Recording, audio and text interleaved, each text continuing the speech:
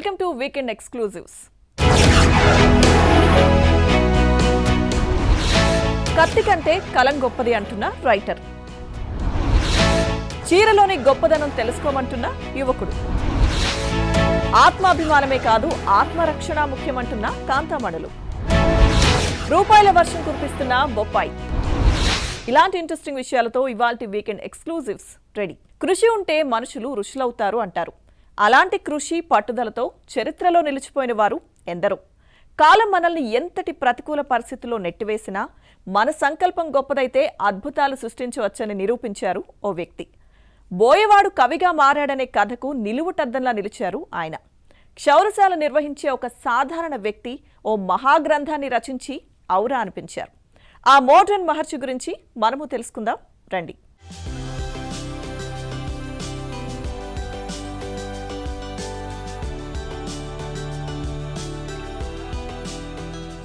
ఇది ఒక మంగళగిరి మహర్షి కథ.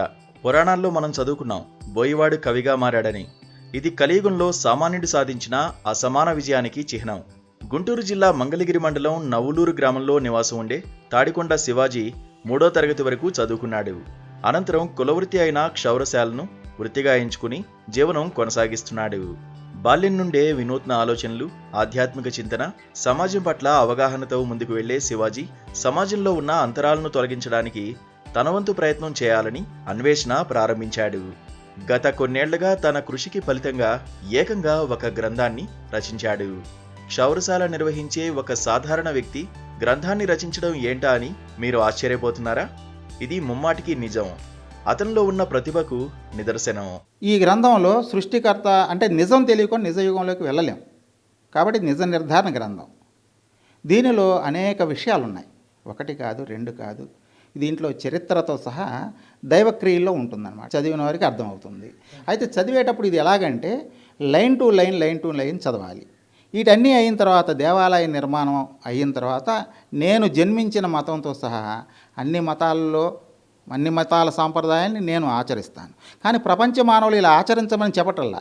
వారు ఏ మత సాంప్రదాయంలో జన్మించారో ఆ మత సాంప్రదాయంలో కనీసం 5 సంవత్సరాల కాలం ఆ దైవ మార్గాన్ని విశ్వసించి ఆ ప్రార్థనా మార్గంలో పరిపూర్ణంగా మనసు భగవంతుడి పైన లగ్నపరిచి అది చేసి ఆ ప్రార్థనా మార్గం 5 సంవత్సరాల కాలం నిండిన తర్వాత అప్పుడు ఈయన సన్నిధానంలో ఒక్కసారి ప్రార్థన చేసుకోవచ్చు, 2 సార్లు ప్రార్థన చేసుకోవచ్చు.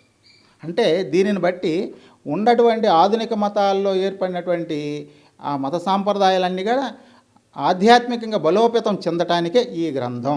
మధ్యతరగతి కుటుంబం కన్నా దిగువ స్థాయి కుటుంబం నుంచి వచ్చిన శివాజీ తన 3 కొడుకులను డాక్టర్లుగా తీర్చిదిద్దాడు.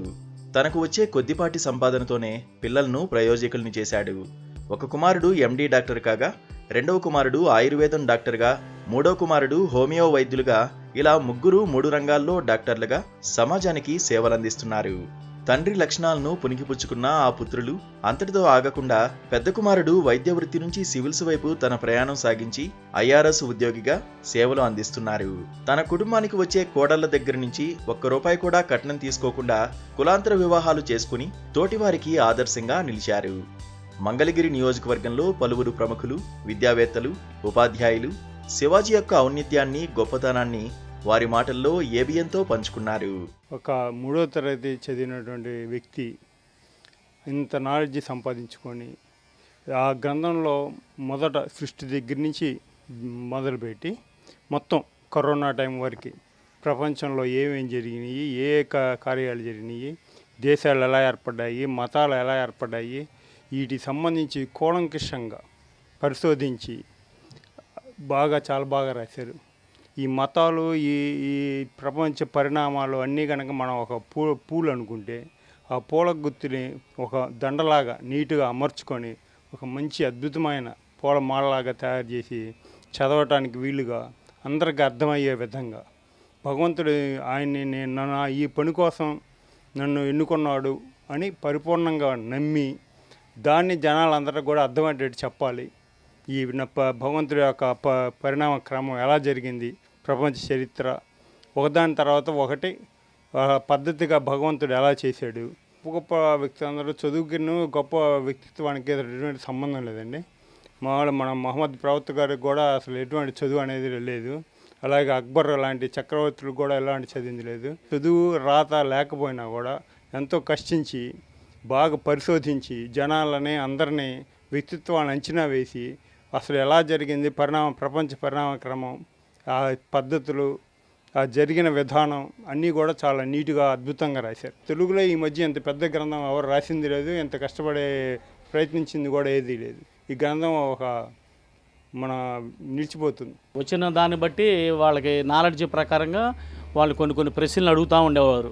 ఎవరు శివాజీ గారు మనం కటింగ్ చేయించుకోవడానికి వచ్చినప్పుడు ఆ క్రమంలో ఏంటంటే ఒక్కొక్క దగ్గర ఒక్కో రకమైన సేకరణ చేస్తూ ఉంటే మేము మనసులో ఏమనుకునేవాళ్ళం అంటే ఒక పరిశోధన మీద ఉన్నట్టున్నాడు, మరి ఎంతవరకు వర్కౌట్ ఉందో ఏంటో అనేది ఎవరి ఆలోచన ప్రకారం వాళ్ళు ఉంటుంటారు కదా అనే ఆలోచనతో మనం కూడా ఉన్నంత బట్టి చదువుతూ ఉండేవాళ్ళం. చిన్న చిన్న పుస్తకాలు చదవట్లేదు, మీరు దగ్గర 650 పేజీల పుస్తకం అంటున్నారు, ఎవరు చదువుతారు ఏంటండి అంటే చదివితే తెలిసిద్ది, నువ్వు చదువు అనేవాళ్ళు. సరే సార్ మీరు ప్రయత్నం చేయండి, మీరు ఏదైనా దీనికన్నా బెటర్ కదా నన్ను చూసుకోవచ్చు సార్, మీరు దగ్గర నాకు తెలిసి 30 సంవత్సరాల నుంచి ఇదే పుస్తకం రాస్తా కూర్చున్నారు, మీరు వేరే ఏదైనా చేస్తే బెటర్ కదా అని అనుకున్నాను. లేదండి ఒక చిరునవ్వు నవ్వి వదిలేసేవాడు ఆయన.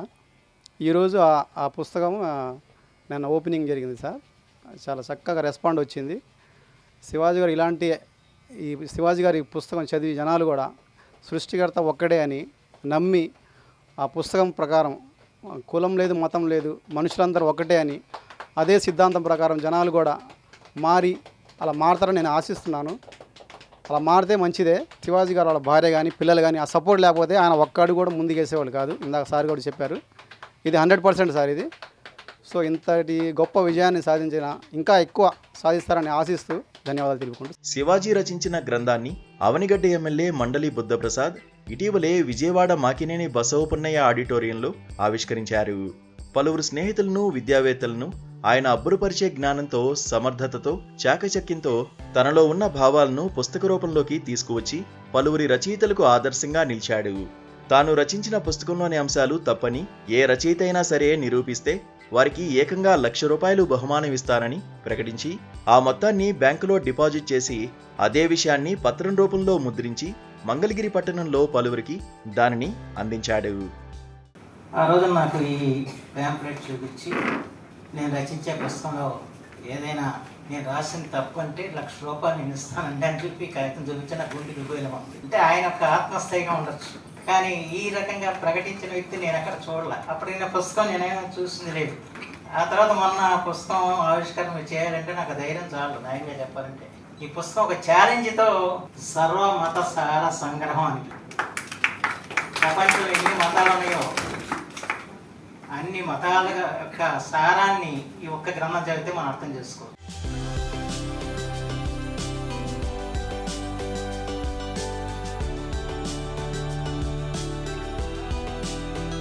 నేటి సమాజంలో మగవారితో సమానంగా మహిళలు రాణిస్తున్నారు. అన్ని రంగాల్లోనూ దూసుకుపోతున్నారు. కానీ వారి భద్రతపైనే రాను రాను ఆందోళన పెరిగిపోతోంది. ఏ మూల నుంచి ఏ మానవ మృగం దాడి చేస్తుందోననే భావన పెరిగిపోతోంది.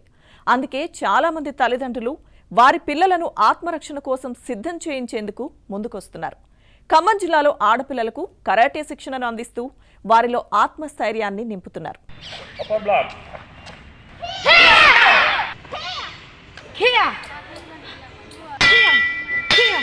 ప్రస్తుత సమాజంలో మహిళలకు భద్రత కరువైంది. వాళ్లు పనిచేసే ప్రాంతాల్లో కూడా నిత్యం భయంగా గడపాల్సిన పరిస్థితి నెలకొంది. ఇలాంటి నేపథ్యంలో తల్లిదండ్రులు తమ పిల్లలను చదువుల కోసం బయటికి పంపించాలంటేనే ఆందోళన చెందుతున్నారు. బాలికలకు చదువు ఒక్కటే సరిపోదని, వారు ఆపద సమయంలో తమను తాము రక్షించుకునేందుకు కరాటే లాంటి సెల్ఫ్ డిఫెన్స్ ఎంతో అవసరమని భావిస్తున్నారు. అందుకోసం తల్లిదండ్రులు వారి పిల్లలకు స్వీయ రక్షణే లక్ష్యంగా కరాటే సహా యుద్ధ కళా విన్యాసాలు నేర్పిస్తున్నారు. ఖమ్మం నగరంలోని రిక్కా బజార్ ప్రభుత్వ పాఠశాల మైదానంలో ప్రతిరోజు యువతలు సాధన చేస్తూ సహచర యువతలు, చిన్నారులకు స్ఫూర్తిగా నిలుస్తున్నారు.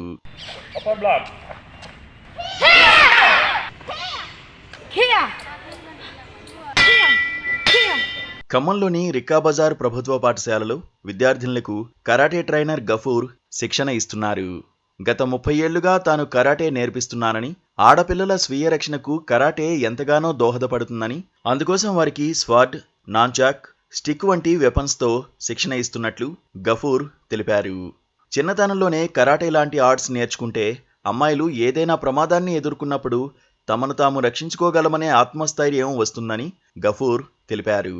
నేను కరాటే గత 40 సంవత్సరాల నుండి కరాటే క్లాసెస్ ఇస్తున్నాను. దాంట్లో మెయిన్ ఇంపార్టెంట్ అంటే ఆడపిల్లలకి ఎక్కువ శాతము స్కూళ్ళలో పోయి government schools, KGB, girls high schools, ఇలాంటి గర్ల్స్ హై స్కూల్లో వెళ్ళి ఆడపిల్లలకి ఆత్మరక్షణ కోసం ప్రతి సంవత్సరము 3 నెలలు నవంబర్, డిసెంబర్, జనవరిలో పిల్లలకి ఆడపిల్లల కోచింగ్ ఇవ్వడం జరుగుతుంది. అలాగే కాకుండా స్టడీలు కూడా మైండ్ షార్ప్ ఉండిద్ది. ఏదైనా జ్ఞాపక శక్తి లేని వాళ్ళు కూడా జ్ఞాపక శక్తి వచ్చింది. చాలా మంచిది. అలాంటి విషయాలు మనం పిల్లలకి మేము మా పేరెంట్స్, తల్లిదండ్రులు ఎందుకైనా మంచిది. వాళ్ళకి ఏ విధమైన ఒక ఆర్ట్ అనేది కరాటే నేర్పిస్తే మంచిది. ఎందుకంటే ఎంతోమంది పంపిస్తున్నారు ఆడపిల్లల్ని. రిక్కా బజార్ స్కూల్లో కరాటే నేర్చుకుంటున్న విద్యార్థులు కత్తులను గాల్లో అలవోకగా తిప్పుతూ అపర ఖాళీల శిక్షణలో దూసుకుపోతున్నారు. విద్యార్థులకు పంచ్, మూవింగ్, స్వాడ్, నాన్ చాకు వంటి వాటిల్లో ప్రాక్టీస్ చేయిస్తున్నారు. 3 నెలల పాటు సాగే ఈ కరాటే తరగతుల్లో విద్యార్థులకు అన్ని రకాల శిక్షణను ఇస్తున్నారు. గఫూర్ దగ్గర శిక్షణ పొందిన వారు టోర్నమెంట్లో పాల్గొని రాణిస్తున్నారు. జిల్లా, రాష్ట్ర స్థాయి పోటీల్లో పాల్గొంటున్నారు.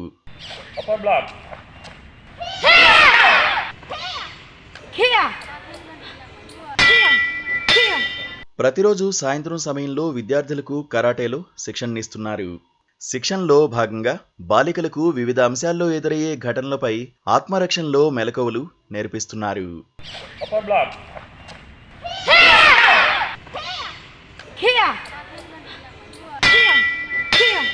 ప్రకృతి మన కోసం అందించిన ఆరోగ్యప్రదమైన పండ్లలో బొప్పాయి పండు ఒకటి.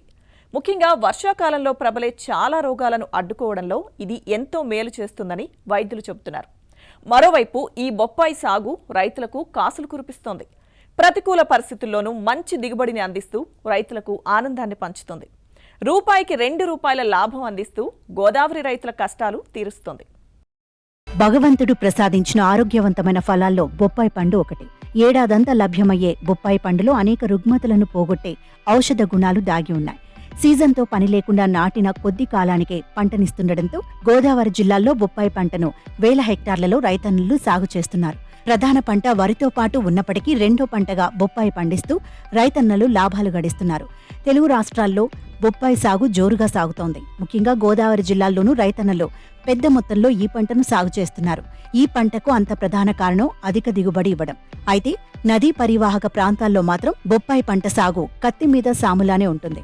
ఎందుకంటే గోదావరి నది వరదలు వచ్చినప్పుడు నదీ పరివాహక ప్రాంతాల్లో ఆనుకుని ఉన్న పంటల్లో నీరు చేరుతుంది. కాబట్టి అధిక శాతం నీటిలో ఈ బొప్పాయి పంటకు నష్టం వాటిల్లుతుందని రైతన్నలు చెబుతున్నారు. ప్రతికూల వాతావరణం ఉన్నప్పటికీ తగు జాగ్రత్తలు తీసుకుంటే అధిక దిగుబడి ఇస్తుండటంతో చాలా మంది బొప్పాయిని సాగు చేస్తున్నారు. ఈ నేపథ్యంలో బొప్పాయి పంట రైతులకు ఆశాజనకంగా మారిందని రైతన్నలు చెబుతున్నారు. ఇతర జిల్లాలతో పాటు కలకత్తా వంటి నగరాలకు కూడా బొప్పాయిని ఎగుమతి చేస్తున్నామని, పెట్టుబడికి 3 అంతల లాభం వస్తుందని బొప్పాయి రైతులు అంటున్నారు. వీటి వ్యాపారం కూడా బాగుంటుందని వ్యాపారులు చెబుతున్నారు. ఈ నేరేడుగా అనగా, బొబ్బాయికి అనగా, జాంకి అనగా ప్రతి ఒక్కరు వాడకం పెరిగింది.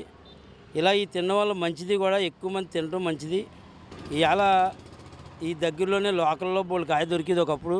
అలాంటిది ఇవాళ ఎక్కడో పైనుంచి తేవాల్సి వస్తుంది. అంత డిమాండ్ అయింది బొబ్బాయి కేక్ కూడా. ప్రతి ఒక్కరు తోట కూడా వేసుకుంటే మంచిది. మన దగ్గరలో దొరికితే ఇంకా మనకి అనుకూలంగా దొరుకుతాయి. ప్రతి ఒక్కరు తినొచ్చింది. మార్కెట్లో ఒక్క బొప్పాయి కాయ 15 రూపాయల నుండి 50 రూపాయల వరకు ధర పలుకుతుంది. రైతుల నుంచి దళార్లు క్వింటాల్ లెక్కన లేదా బస్తా లెక్కన లెక్క కట్టి మార్కెట్లోకి తీసుకువస్తూ ఉంటారు. ప్రస్తుతం గోదావరి జిల్లాల్లో వరి పంట తర్వాత రైతులకు నష్టం వాటిల్లకుండా లాభాలు కురిపిస్తున్న బొప్పాయి పంటపై రైతులు దృష్టి సారిస్తున్నారు. మార్కెట్లో బొప్పాయి పండు కొనుగోలుదారులు ఆరోగ్య జీవినిగా భావిస్తూ ఇంటికి కొనుగోలు చేసుకుని తీసుకువెళుతున్నారు. వీటిని ప్రతిరోజు తీసుకోవటం వల్ల బీపీ, షుగర్ వంటి వ్యాధులు కంట్రోల్లో ఉంటున్నాయని ప్రజలు చెబుతున్నారు. ఇక వర్షాకాలం రావడంతో చాలా మంది రోగాల బారిన పడుతుంటారు. ఇలాంటి సమయంలో రోగనిరోధక శక్తిని పెంపొందించే బొప్పాయిని తీసుకుంటే మన శరీరానికి కావలసిన విటమిన్లు ఎన్నో ఉన్నాయని అంటున్నారు. బాడీలో ఇమ్యూనిటీ పవర్ పెరుగుతుంది. డైజెస్ట్ సిస్టమ్ మళ్ళీ రికవర్ అవడానికి ఒక మంచి ఎగ్జాంపుల్ ఫ్రూట్గా పపాయ అని చెప్పుకోవచ్చు. దానివల్ల ఇప్పుడు ప్రజెంట్ డెంగ్యూ ఫీవర్లో కూడా చాలా ఎక్కువగా వాడుతున్నాము. దాన్ని మనం డైలీ తీసుకునే ప్రోడక్ట్గా ఒకటిగా మార్చుకుంటే ఫ్యూచర్లో కూడా మనకి ఈ మధ్య కరోనా వచ్చి చాలామంది ఇబ్బంది పడ్డారు ఇమ్యూనిటీ దానికి.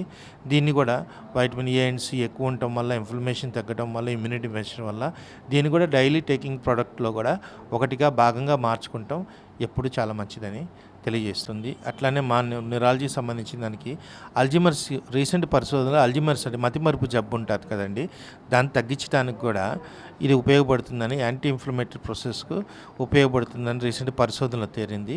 అట్లా నరాలకు సంబంధించింది కూడా ఎంతో హెల్ప్ఫుల్గా ఉంటుందండి. ఈ అల్జీమర్స్కి కూడా దీనివల్ల డిలే చేస్తుంది, మతిమరుపు సంబంధించిన దాన్ని కూడా డిలే చేస్తుందని రీసెంట్ అడ్వాన్సెస్ రీసెర్చ్లో తెలియజేస్తుంది.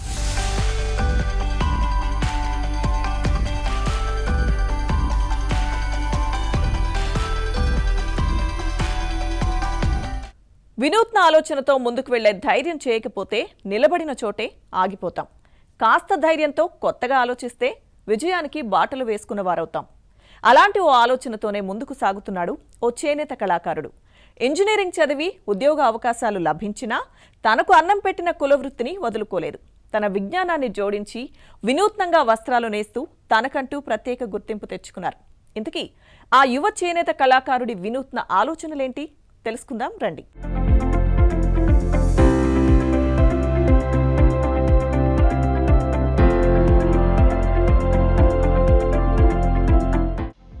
కర్నాటి ముఖేష్ యాదాద్రి భువనగిరి జిల్లా చౌటుప్పల్ మండలం కొయ్యలగూడెం వాసి.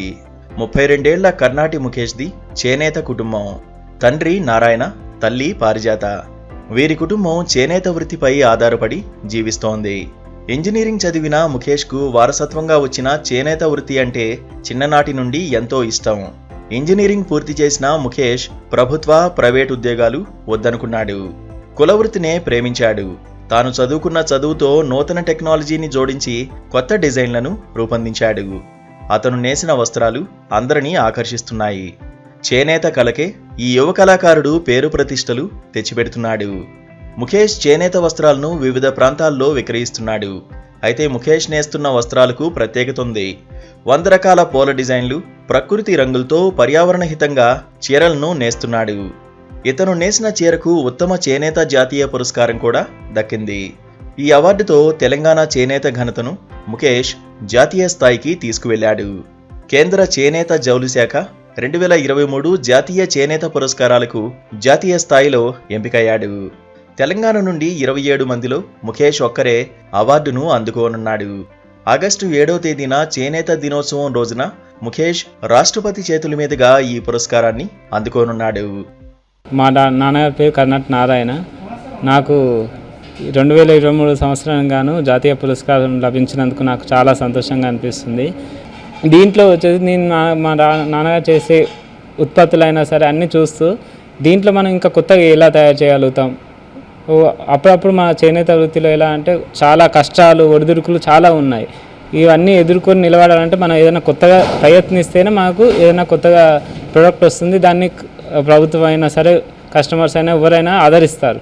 దానికోసం నాకు కొత్తగా ఏదైనా తయారు చేయాలనే ఉత్సాహంతో పలు రకాల కొత్త విద్యలు డిజైన్స్ తయారు చేసుకుంటూ చీరలైనా సరే, దుప్పటాలైనా సరే, డ్రెస్ మెటీరియల్స్ అయినా ఇలా తయారు చేసుకుంటూ వచ్చాను. మా నాన్నగారి దగ్గర గత 10 సంవత్సరాల ముందట న్యాచురల్ విభాగంలో మనం కలుషితం లేని రంగులతో ఉపయోగించి న్యాచురల్ డైయింగ్ తోటి చీరలు అవన్నీ తయారు చేసేవారు. దాంట్లో ఇంకా శిక్షణ పొంది ఇంకా మంచి కలర్స్ ఎలా చేయాలి, ఎన్ని రకాల కలర్స్ చేయొచ్చు మనం చెట్ల రంగులతోటి, మనం నీటిని కలుషితం చేయకుండా మనం ఎలా చేయొచ్చు అని మా నాన్నగారు చాలా నేర్చుకున్నారు. ఈ ప్రాసెస్ చేయడానికి మాకు చాలా సమయం పడుతుంది. కానీ ఇది చేయడం వల్ల ఎలా అంటే నాకు చేయడం వల్ల ఇది చేస్తుంటే నాకు ఎంతో సంతోషం కూడా అనిపిస్తుంది. ఎలాంటి కలుషితం లేకుండా చేస్తున్నానన్న సంతోషంతో నేను చేస్తుండేది. ఆ డిజైన్స్ వేసాను. నాకు 2021-2022 సంవత్సరంగాను మా నాన్నగారికి నాకు రాష్ట్ర ప్రభుత్వం గుర్తించి మాకు రాష్ట్ర ప్రభుత్వం ద్వారా అవార్డు కూడా లభించింది.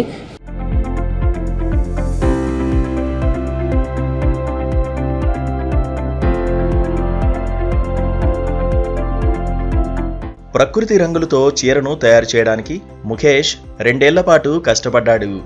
10 రకాల రంగులు అద్ది 100 పూల డిజైన్లు వేశాడు.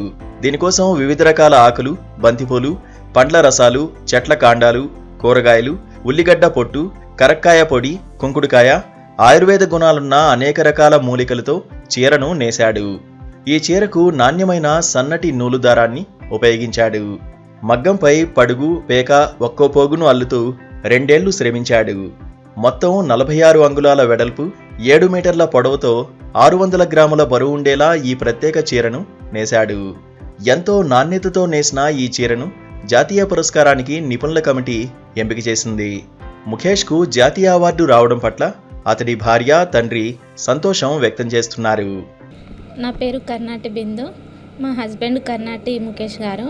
తనకి ఈ నేషనల్ అవార్డు రావడం నాకు చాలా ఆనందంగా ఉంది. తను 2-3 ఇయర్స్ నుంచి ఈ శారీ రెడీ చేయడానికి చాలా కష్టపడ్డారు. సో అందుకు గాను తనకు ఫలితం దక్కిందని మేము అనుకుంటున్నాము. సో ప్రభుత్వం కూడా ఇలాంటి కళాకారులను ఇంకా ప్రోత్సహించి ముందుకు తీసుకురావాలని నేను కోరుకుంటున్నాను. నా పేరు కర్ణాటి నారాయణ, కోయలగూడము. నేను ఒక 40-45 సంవత్సరాల నుంచి చేనేతలో చేసుకుంటూ వస్తున్నాం. మా తండ్రి ఉన్నప్పటి నుంచి మేము అప్పుడు 8th క్లాస్ నుంచి మా తండ్రి గారితో పని మొగ్గం నేర్చుకుంటూ ఉంటే ఈ విధంగా నేను ఒక ఇంటర్మీడియట్ దాకా ఈ పని చేసుకుంటా చేసిన తర్వాత ఇదే పని మీద ఉండి ఆధారపడి ఒక్కొక్కటి కొన్ని కెమికల్లో చేసినాము. అది చేసుకుంటే తర్వాత కొద్దిగా డెవలప్ కావాలనే ఉద్దేశంతో మన చేనేత సహకార సంఘం ద్వారా ట్రైనింగ్ మన నేచురల్ డైస్ అనేది ప్రకృతి సిద్ధమైన రంగులు చేయాలని వాళ్ళు కూడా ట్రైనింగ్ ఇచ్చినారు.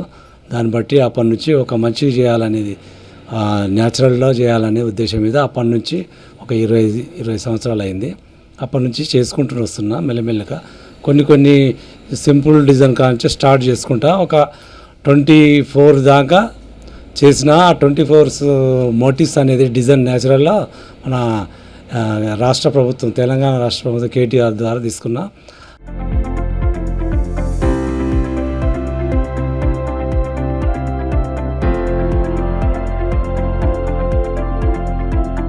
జాతీయ పురస్కారానికి ముఖేష్ ఎంపిక కావడం పట్ల కొయ్యలగూడెం గ్రామస్తులు, చేనేత ప్రతినిధులు హర్షం వ్యక్తం చేస్తున్నారు. చేనేతలకు ప్రభుత్వం మరింత ప్రోత్సాహం అందిస్తే అద్భుతాలను సృష్టిస్తారని చెబుతున్నారు. ఈ కొయ్యలగూడెం ప్రాంతానికి చెందిన మన ముఖేష్ గారు ఈ పద్మశాలి కుటుంబకులు, ఈ అవార్డు గ్రహీత, జాతీయ అవార్డు రావడం మా అందరికీ, మా పద్మశాలి కుటుంబాల అందరికీ చాలా గర్వకారణం. ఇలాంటి ఎన్నో ఇంకా ముందు చాలా ఇట్లాంటి అవార్డు రావాలని మనస్ఫూర్తిగా కోరుకుంటూ మన ముఖేష్ గారికి శుభాకాంక్షలు తెలియజేస్తున్నాను. అలాగే ప్రభుత్వం తరపు నుంచి మా కులస్తులకు, పద్మశాలి వాళ్ళకు ఎన్నో ఇట్లాంటి ఆర్థికంగా సహకరిస్తే ఇంకా చాలామంది ఇట్లాంటి వాళ్ళు ఎంతో ఎదుగుతారని ఆకాంక్షిస్తున్న గవర్నమెంట్ తరపు నుంచి సపోర్ట్ చేయమని కోరుతున్నాను.